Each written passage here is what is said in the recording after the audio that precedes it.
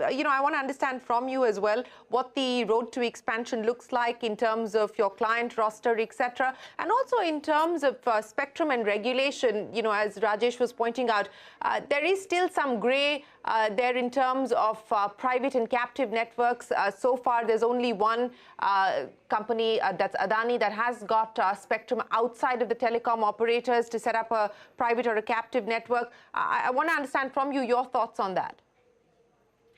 Yeah, so I agree to Rajesh. There is, still some clarity need to be given by government on the captive and private networks. But they have already enabled us through the service providers, like we are working with BSNL in that. So we are going to use their spectrum to provide private and captive, services.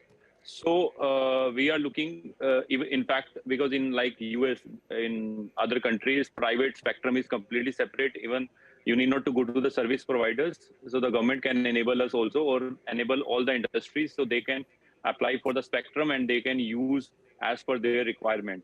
So, but still, we already, we have already started our POC. The spectrum is testing spectrum has been allotted to us from DOT.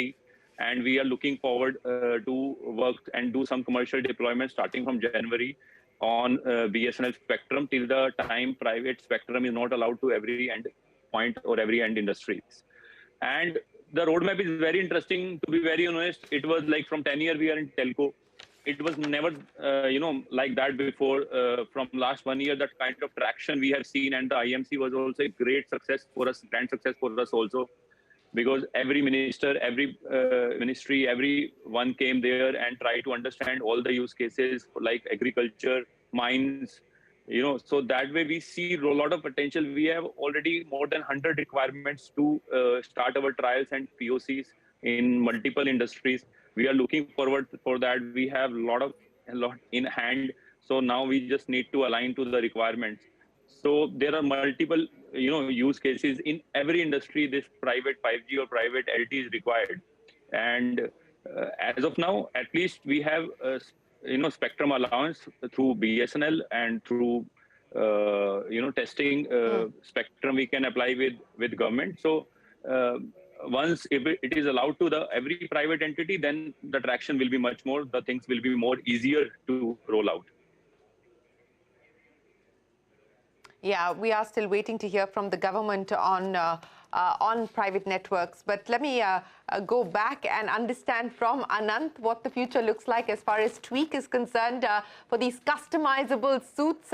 Anant, you're talking about a big global opportunity, but how long before we actually, what's the runway looking like for you at this point in time before you actually head in that direction?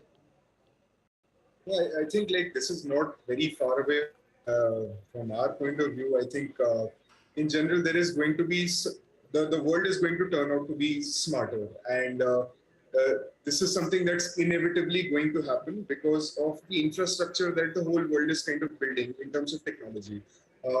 Even, when you say that, when 5G comes in and there is a lot of enablement that happens for startups like ours, right? I mean, there are things that become possible which we did not have to build specifically. We did not have to put resources on, but there are other people and other enablers, exactly like telecom operators who spend so much resources in getting that infrastructure ready for 5G to make things more reliable from whatever products that we develop. Of course, startups like ours will go and solve those kind of niche problems. Let's say, creating a manufacturing pipeline for apparel with wires embedded in them and sensors embedded in them, which is, again, a niche hard problem to solve, but there is a larger, a much more expensive problem to solve that enables these sensors to then communicate to the cloud, which is then again something that you use existing technology to kind of connect with. So the only reason why startups who are able to solve these niche problems are able to come into the market is because of their standing on the shoulders of these giants who are enabling us in their technology. Okay, well, you believe that the world is going to be smarter. I hope it's not going to just be tech smart. I hope we are going to see people make more rational decisions, more empathetic decisions as well. But Aakrit, let me come back to you now. You are part, of course, of the Geo platforms now.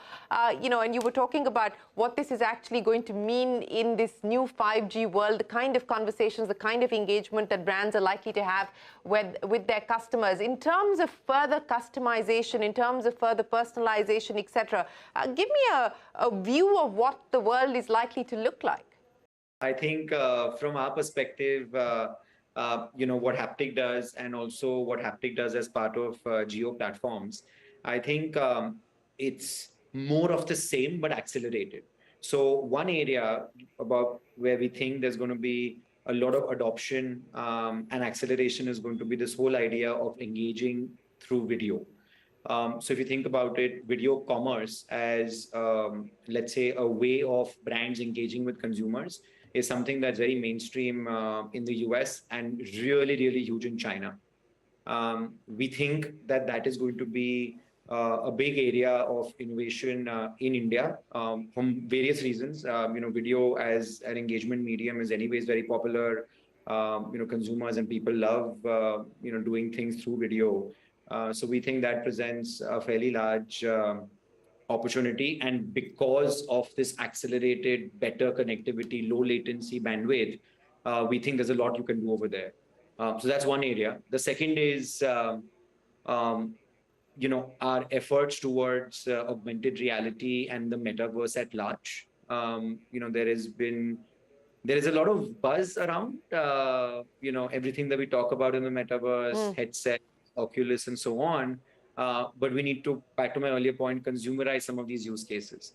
I think by bringing in better, again, connectivity, low latency, and trying to build AI models on top is now possible. So we're going to see a lot of innovation when brands are trying to engage consumers through the metaverse, powered by lots of data and AI coupled together. So those are the two areas that we feel we're very excited about and we think will accelerate because of this transition, video commerce and then augmented reality and metaverse at large. Okay, video commerce, metaverse, those are going to be the areas of opportunity that we could see companies like Haptik leverage on. And of course, Rajesh, Gaurav are also hoping to be able to build out the ecosystem around the networks. And Anant is hoping that as the world gets smarter, they will find more opportunities for the stuff that they're doing. Well, gentlemen, thanks very much for joining us here on this edition of Young Turks to talk about India's 5G bet and what startups at this point in time are trying to do to capitalize on it. And we wish you the very best of luck with your future plans. Appreciate your time here on the show. That's it then on this edition of Young Turks. Thanks very much for watching. Do stay tuned to CNBC-TV18. The news continues right after this.